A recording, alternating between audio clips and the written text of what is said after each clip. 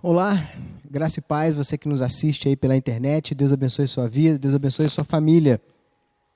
O texto que nós vamos meditar neste momento se encontra em Tito, capítulo 2, versos de 1 a 10. Tito 2, de 1 a 10. O título que eu tenho na minha Bíblia, os deveres de várias classes de pessoas crentes. Tu, porém, fala o que convém à sã doutrina. Quanto aos homens idosos, que sejam temperantes, respeitáveis, sensatos, sadios na fé, no amor e na constância. Quanto às mulheres idosas, semelhantemente, que sejam sérias em seu proceder, não caluniadoras, não escravizadas a muito vinho, sejam mestras do bem, a fim de instruírem as jovens recém-casadas a amarem ao marido, aos seus filhos, a serem sensatas, honestas, boas, donas de casa, bondosas, sujeitas ao marido, para que a palavra de Deus não seja difamada. Quanto aos moços, de igual modo, exortai-os para que em todas as coisas sejam criteriosos. Torna-te pessoalmente padrão de boas obras.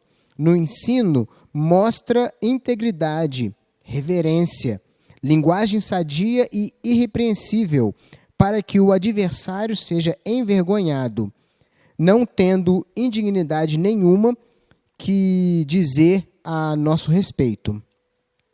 Quanto aos servos, que sejam em tudo obedientes ao seu Senhor, dando-lhe motivo de satisfação, não seja respondões, não furtem, pelo contrário, deem prova de toda fidelidade, a fim de ornarem em todas as coisas a doutrina de Deus, nosso Salvador. Vamos orar mais uma vez? Senhor nosso Deus, muito obrigado por esta oportunidade de lermos a Tua Palavra nesta ocasião e que agora te rogamos que o Teu Santo Espírito aplique em nossos corações tudo isso que foi lido para que possamos entender, mas também praticar durante a nossa vida. Abençoe cada família, cada pessoa que nos assiste neste momento. Em nome de Jesus. Amém. Nós temos aqui palavras de Paulo a Tito, e a gente vê algumas orientações, como eu disse, o título da minha Bíblia, várias orientações a várias classes de pessoas crentes. E a gente percebe aqui que Paulo vai começar pelos idosos, mas há algo bem interessante que precisa ser destacado. Se você olhar no verso 1, a base dessas ordens, a base, o critério para que essas ordens sejam seguidas está na sã doutrina. Se você ler o versículo 1, está assim: tu, porém, fala o que convém à sã doutrina. Então, a base de um bom comportamento cristão está na sã doutrina, está na palavra de Deus. E se você for lá para o verso 10, você vai perceber que essa ideia continua a mesma. Não furtem, pelo contrário, não dê provas de toda a fidelidade, a fim de ornarem em todas as coisas a doutrina de Deus, nosso Salvador. Então, você não consegue ter uma vida cristã que agrade a Deus se você não estiver preso, firmado na sã doutrina, na palavra de Deus. Que isso fique claro aqui para nós. Mas vamos lá. Todo esse capítulo, como eu já mencionei, ele trata sobre o que se chama de caráter cristão em ação. Isso precisa ficar claro, que a gente precisa sim de ações que condizem com a nossa forma de viver. Não adianta você ter um bom conhecimento de Deus sendo que as suas ações não estão refletindo esse conhecimento de Deus. E aí a gente vê Paulo tomando as pessoas pela idade, né? E dando algumas orientações. E aí ele começa pelos anciãos. Primeira coisa que o ancião precisa ser, ele deve ser sóbrio. Sóbrio. Claro que a palavra aqui está relacionada, sim, a não beber demais o vinho, não dado ao vinho. Mas a gente pode entender a questão de sobriedade aqui, no sentido de que o homem adulto, quando chega em determinada idade, ele consegue distinguir entre o que é certo e o que é errado, e ele consegue negar alguns prazeres terrenos por conta da sua idade já avançada, ele consegue discernir estas questões. Apesar da palavra aqui sóbrio estar realmente ligado ao vinho, não dado demais ao vinho, nós podemos pensar assim também, ser sóbrio ao analisar as questões. O fato que o homem, quando chega ao que nós chamamos de maioridade, né, ou melhor idade, tem que ter aprendido quais são aqueles prazeres que ele deve evitar. O homem, quando chega em determinada idade, ele precisa possuir valores corretos e ser capaz de avaliar as questões segundo as verdades bíblicas. Os homens adultos já precisam ter aprendido, nesta idade avançada, que os prazeres desenfreados custam muito mais do que eles valem. Uma outra coisa que o ancião precisa ser, ele precisa ser sério. Não aquele estraga prazer, né? Aquele que, como alguns dizem, né? Quando ele chega, espalha o bolinho. Não é nesse sentido, mas essa seriedade, ela descreve que esse homem vive à luz da eternidade. Ele é sério nesse sentido. Todas as suas ações levam a agradar a Deus. O homem sério é aquele que vive com a lembrança constante de que Deus tudo vê. É nesse sentido que este homem precisa ser sério. Outra recomendação de Paulo, que Paulo pede para que Tito ensine, é que o ancião deve ser prudente. A palavra descreve o homem que vive sob controle. Através dos anos já avançados, os homens adultos devem ter adquirido essa força de vontade que limpa e salva, que aprendeu a governar cada instinto e cada paixão até alcançar aquele lugar merecido na glória.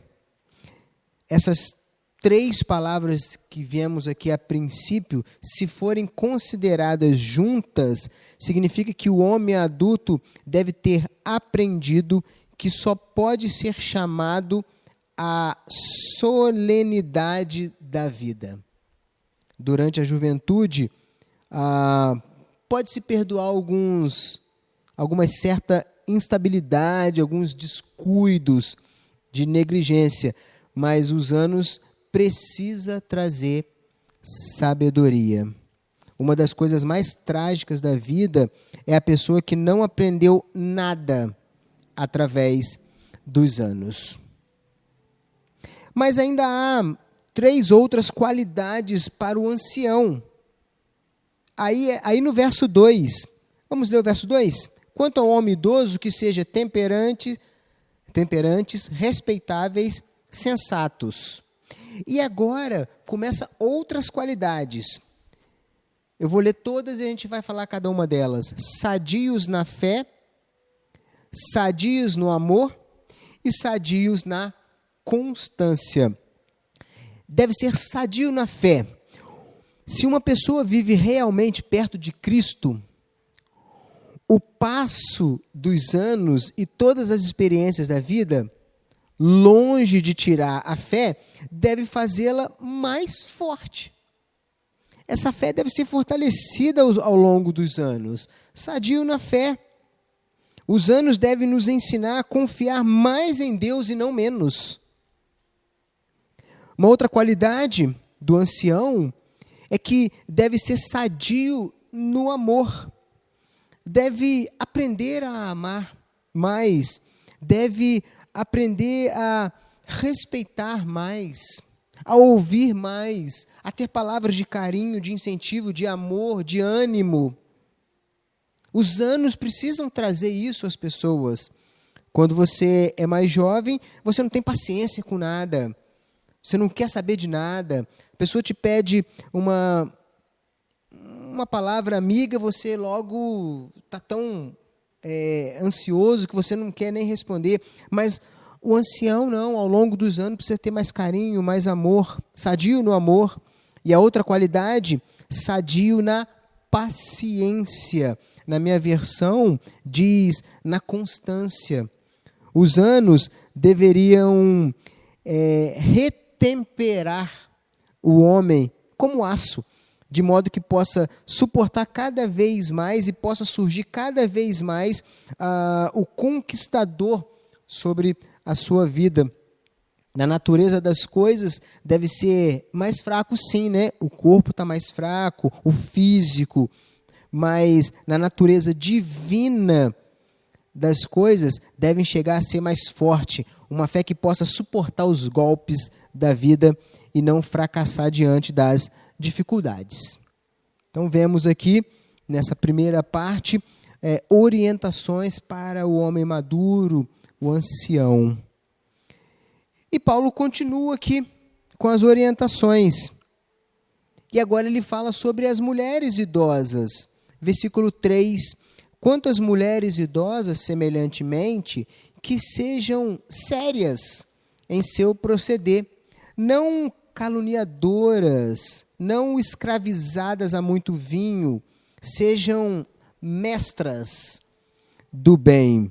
Nós sabemos que a mulher na igreja primitiva, ela não tinha uma posição muito honrosa, digamos assim, não eram contadas, mas as idosas tinham um papel fundamental. O papel delas era ensinar as mais novas com as suas experiências. Não ensiná-las jogando elas para baixo, né? Muitas pessoas, muitas idosas consideram as suas experiências como algo que ninguém vai conseguir alcançar. Em vez dela incentivar as mais jovens, elas acabam trazendo informações ruins para as mais novas. Mas elas não. As idosas, elas precisam ser sérias no mesmo sentido que os anciãos, não caluniadoras, ou seja, não ficar falando mal das coisas e dos outros. E também, o verso 3 continua, não escravizadas a muito vinho e sejam mestras do bem. Ou seja, ensine as mais novas. Ensinar o quê? Versículo 4 está dizendo, a fim de instruírem as jovens recém-casadas a amarem ao marido e aos filhos. E continua o verso 5, a serem sensatas, honestas, boas donas de casa, bondosas, sujeitas ao marido, para que a palavra de Deus não seja difamada. A gente percebe que o objetivo de uma pessoa, uma jovem boa em casa, é que a palavra de Deus não seja difamada. E é bem interessante que as mulheres da igreja primitiva, elas seguiam à risca esses padrões, né? E a gente consegue entender que que, se elas não tivessem seguido esses padrões, elas poderiam ser acusadas de que o cristianismo transformou a vida delas, ou seja, para pessoas piores. Então, elas seguiam à risca esse padrão. Nós estamos falando dentro de um contexto aqui, este é o contexto de Tito, o contexto em que Paulo escreve a Tito. Não estamos nos referindo a contextos atuais, não estamos entrando nesses méritos, mas a ideia de que a mulher precisa cuidar do seu lar. Este é um conceito atual. E é esse conceito que é o conceito permanente. As mulheres do passado cuidavam das suas casas, do seu lar, cuidavam dos seus filhos. Elas tinham seus ofícios? Tinham também, mas elas eram dedicadas ao lar. Hoje também, as mulheres com os seus ofícios, com os seus empregos, com os seus trabalhos, precisam também cuidar do lar, cuidar dos filhos. O lar é a parte mais importante e é o conceito eterno aqui. A mulher precisa viver desta forma.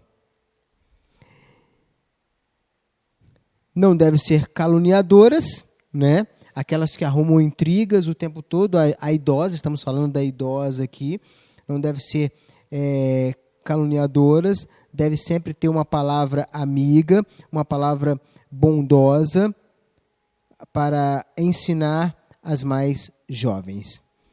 Muito bem. Como eu mencionei, as mulheres mais idosas, elas instruem, né? Elas ensinam as mais jovens e elas ensinam as mulheres mais jovens a serem donas de casa e a tratarem bem a sua casa, o seu marido e os seus filhos, né?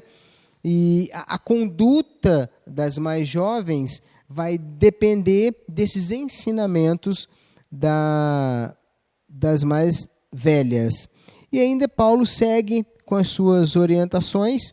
Nós vamos agora passar para os jovens, né?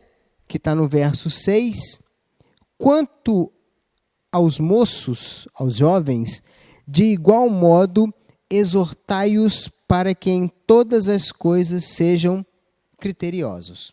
É bem interessante que o dever dos homens mais jovens está resumido num versículo só, numa mesma oração, mas um versículo com bastante responsabilidade. Pede-lhes que lembrem o dever da prudência. Como já vimos, o homem prudente tem essa qualidade mental que mantém a vida a salvo. O jovem precisa ser assim. Tem a segurança que provém de ter as coisas sob controle. O jovem precisa ser controlado. A juventude é necessariamente uma época muito perigosa, tanto para o homem quanto para a mulher. Na juventude, há tentações mais fortes. O sangue é mais quente, né? As paixões falam com mais poder. E você quebrar essa onda da vida é mais poderoso na juventude. E às vezes ameaçam levar muitos jovens à ruína. Na juventude, há mais oportunidade de se errar. Por isso a prudência, o autocontrole. A pessoa jovem vê-se envoltas por companhias através das quais a tentação pode falar com uma voz mais dominante. Muitas vezes os jovens ele tem que estudar ou trabalhar fora, longe do lar e longe das influências que os manteria no caminho correto. Por isso o autocontrole. A pessoa jovem é muito mais individualista que o adulto. Não tem sobre si a responsabilidade ainda de uma família, de um lar. Não se deu como objeto não se vê como objeto somente a fortuna, né? Ou vê como objeto somente a fortuna e ainda não possui aquelas âncoras, né? que mantém o adulto no caminho reto por um simples sentido de obrigação. Na juventude, há muitas oportunidades para se arruinar a vida. Na juventude, muitas vezes existe essa confiança que provém da falta de experiência. Em quase todas as esferas, a pessoa jovem encarará sua vida com mais falta de apreensão que o adulto, pela simples razão de que ainda não descobriu todas as coisas que podem sair mal. Por exemplo, um jovem tende a dirigir um carro mais rápido do que um adulto, porque ainda não se deu conta de quão fácil é acontecer um acidente e que aquelas ferragens ali não o protegerão como ele imagina. Um jovem muitas vezes leva suas responsabilidades com o espírito mais descuidado que o adulto, porque não conhece as dificuldades e não experimentou quão facilmente pode naufragar. Ninguém pode comprar a experiência. Há algo que só se adquire com os anos. Por isso, o jovem precisa desde já pensar em autocontrole, em cuidar de si. Há riscos e há glórias em ser jovem. Por esta mesma razão, a primeira coisa que toda pessoa jovem deve conseguir é o autodomínio, o autocontrole. Ninguém pode servir a outras pessoas até que não se tenha dominado a si mesma ou a si mesmo. Provérbios capítulo 16, versículo 32 diz: melhor é o longânimo do que o herói da guerra, e o que domina o seu espírito do que o que toma uma cidade. O autodomínio, a autodisciplina, o autocontrole não estão entre as virtudes mais atrativas e românticas, mas sim são a essência do fundamento da vida. Por isso, verso 6, quanto aos jovens, de igual modo, exortai-os para que em todas as coisas sejam criteriosos. Quando a ansiedade da juventude se vê reforçada pela solidez do autodomínio, há algo grande que entrou na vida. E Paulo continua as suas orientações. Verso 7, Paulo fala do próprio Tito. Ele dá uma orientação para o próprio Tito. Tito era um pregador da palavra. Então, poderíamos dizer que as orientações eram para o pregador da palavra. Torna-te pessoalmente padrão de boas obras. No ensino, mostra integridade, reverência, linguagem sadia e irrepreensível, para que o adversário seja envergonhado, não tendo indignidade nenhuma que dizer a nosso respeito. Então agora Paulo dá uma palavra para Tito, né? Porque deve estar claro que os seus objetivos precisam ser absolutamente puros. Tudo que Tito vai ensinar precisa refletir na sua vida. O pregador, o mestre, o pregador cristão, ele enfrenta muitas tentações. Sempre existe o perigo da autoexibição, sempre existe a tentação de demonstrar a inteligência e o conhecimento e a sabedoria próprias. Sempre existe a tentação de querer atrair atenção para si. O pregador da palavra, ele sofre essas tentações. Se não tiver Deus realmente, e se a orientação do primeiro versículo não estiver sobre o pregador, tu, porém, fala o que convém à sã doutrina, ele acaba caindo nessas tentações, tentação de poder.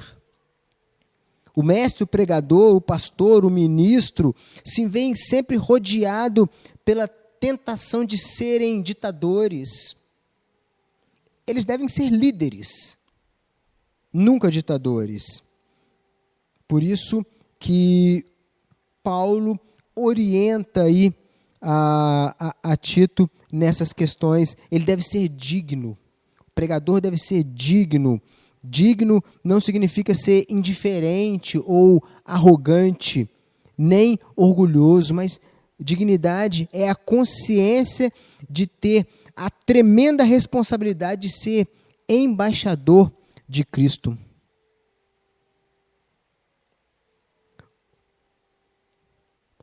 Outra orientação deve ter uma mensagem sadia. O mestre, o pregador cristão, deve estar seguros de que propagam as verdades do Evangelho e não suas próprias ideias. Não há nada mais fácil para um pregador e um mestre que ocupar seu tempo em questões secundárias. A pessoa que prega e ensina bem pode ter esta oração como sua pauta. Deus, dê-me sentido da proporção. Outra orientação que Paulo dá a Tito, que ele precisa mostrar Cristo às pessoas.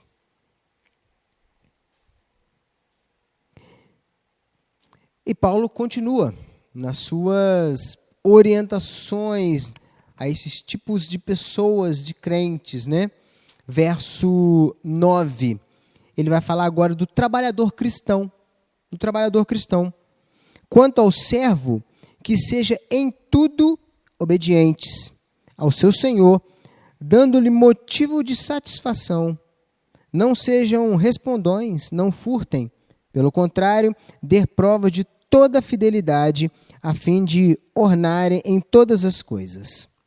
Então a gente percebe aqui que haviam dois problemas na igreja primitiva sobre trabalhadores, servos. Primeiro, quando o seu amo, o seu senhor, era um pagão. Então a responsabilidade do servo era maior, porque ele teria que demonstrar para aquele patrão pagão que Cristo estava com ele. Porque muitas das vezes o amo, o patrão, ele não vai se achegar à igreja, ou ele não vai se achegar à porta de uma igreja. Às vezes o patrão nunca vai numa igreja e o pastor não vai ter nunca responsabilidade, como se achegar a esse. Então havia a responsabilidade desse servo, que tinha patrão não crente. E o outro problema é quando o servo tinha o patrão crente, que aí ele poderia usar de argumentos dizendo, olha, nós somos da mesma fé, da mesma religião, ameniza aí o serviço, né? Mas a gente vê que Paulo, ele não divide essas duas questões. Ele simplesmente diz que o servo precisa ser obediente ao seu Senhor, independente se ele é crente ou não crente, e dê motivo de satisfação para o seu patrão, crente ou não crente. E não deve ser respondão, tanto não crente como crente, em relação ao patrão. Há uma história famosa a respeito de São Francisco. Um dia, São Francisco disse a um dos seus jovens frades, baixemos a vila, ou seja, vamos até a vila e preguemos às pessoas. De modo que foram e pararam para falar com um e com o outro, pediram esmolas de porta em porta, São Francisco começou a brincar com os meninos, intercambiou saudações com os que passavam. Logo, eles voltaram para o convento.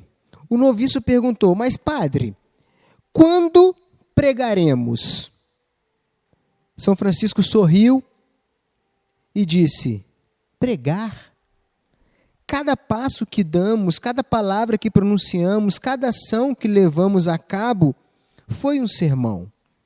Então, se você é um servo, é um trabalhador, e se o seu patrão é crente ou não crente, trate-o com respeito. Não seja respondão. Faça de tudo para agradar o seu patrão, que isso convém ao crente. O único sermão possível para aqueles que não se aproximam da igreja é a vida cristã do trabalhador cristão em suas tarefas cotidianas. Nós que trabalhamos fora vivemos diariamente perto de pessoas não crentes e esse nosso testemunho fala mais alto.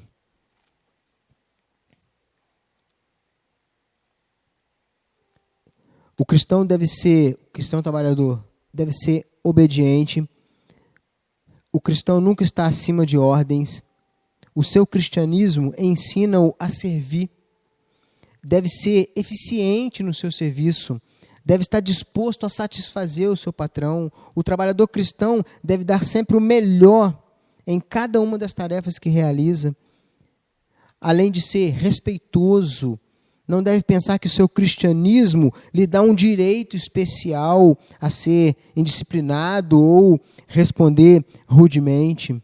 O cristianismo não apaga os limites necessários da autoridade do mundo, da indústria, do comércio e do trabalho. Deve ser honesto em todas as coisas, nas grandes e nas pequenas.